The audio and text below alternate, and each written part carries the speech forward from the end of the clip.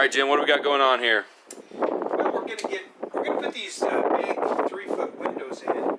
I think they're gorgeous. So we're gonna put the regular bus window right here at the very front.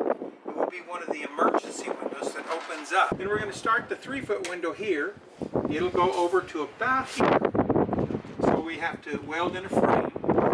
Then we're starting the next one. There'll be a little space there. Then we're going to start the next one right here. With us putting a frame, we're going to weld a frame across here, weld a frame down here, weld a piece across the bottom. When we're finished, it's going to be stronger than it is right now. Ain't it great? And also, last night I went through, you can see the masking tape. Got a little bit of a blueprint figured out, and sorry if this is a little windy today. The wind is pretty brutal up here sometimes. Yes, it is. Comes out of nowhere. Back here is the back bed area. This is going to be steps leading up to the back loft. This is going to be a closet area. This will actually be built up because we're going to put a wood frame here, spray foam insulation over the wheel wells to keep noise and any type of weather out. This will be a little walkway to get into the closet. Probably do some storage under here. I was thinking about actually putting the batteries right here over the axle, but we'll see. Bathroom area right here. Little dinette eating area right here. This will be an L-shaped kitchen area. This will be the food pantry next to the solar fridge. This is the office area and the couch area. And right here will be our diesel heater right along here. And this will actually be built up. These two front wheel wells will be built up with the wood frames and the insulation as well. This will be GC. That's the plan. Ready to get to work? That's a good plan. Let's get to work.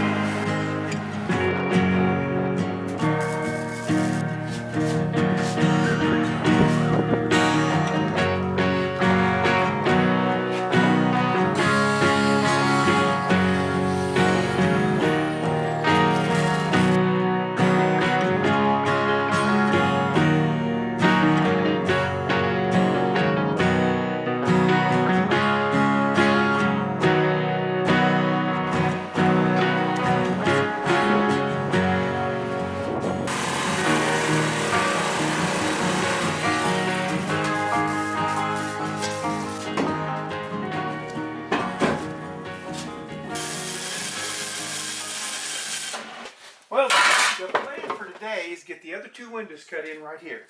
These, the frames are done. All the welding's done on them, right, Chris? Yep, okay, welding's done. So they're ready.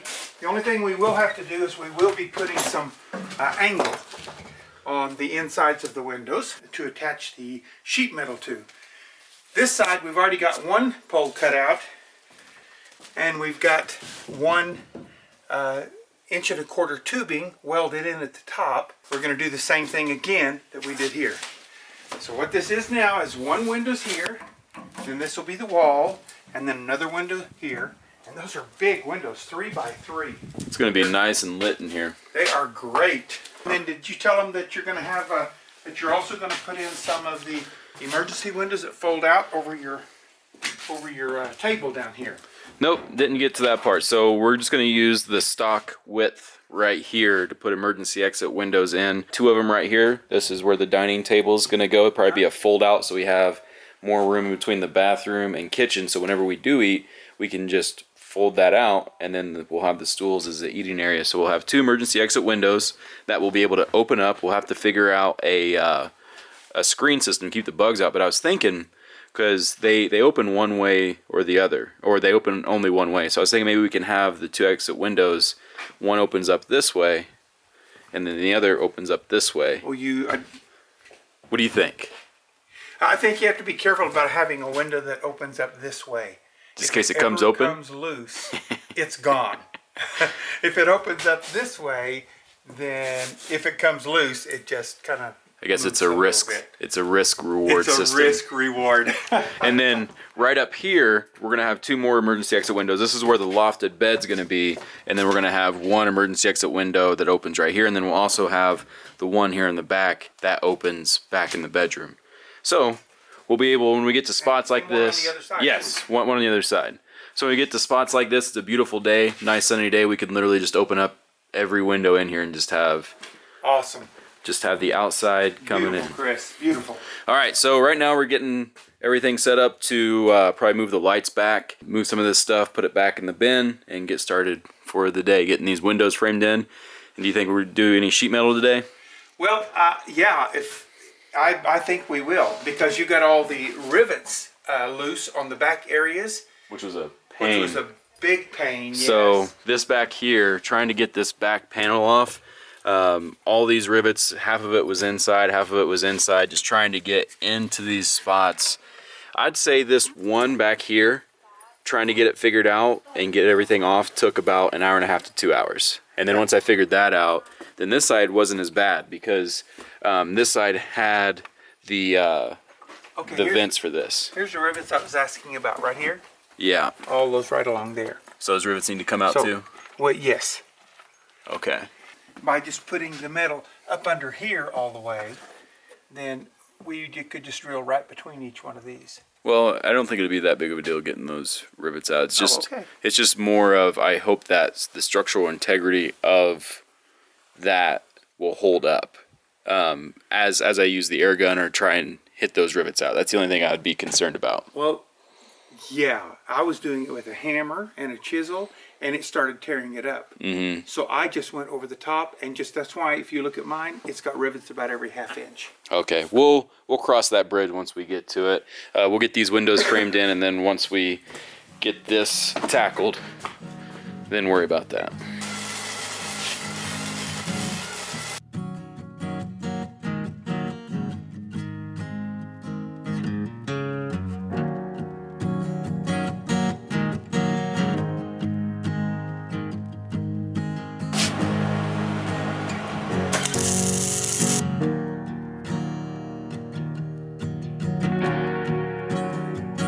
How are the windows looking? Are you asking me, Chris? You did them. They're looking good, aren't they? You measured them. So we got the 2 windows here on the driver's side, 2 windows here on the passenger side. Yes. The living room area is going to be full of light. They're all welded in right now. The one thing I need to go in and do is go through with a cutting wheel and cut these off, because the window is going to fit into the frame here. So these need to be cut off. But other than that, framing for the window is done.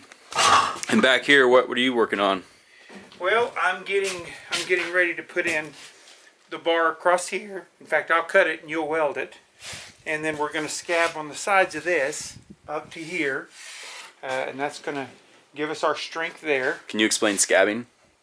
Scabbing is when you lay something, attach it to the side. In construction for building houses, it's just where you lay a board up against it to strengthen it, to extend it, whatever. So that's what we'll do. Well, a scab is something that grows on your arm right there after you get a cut.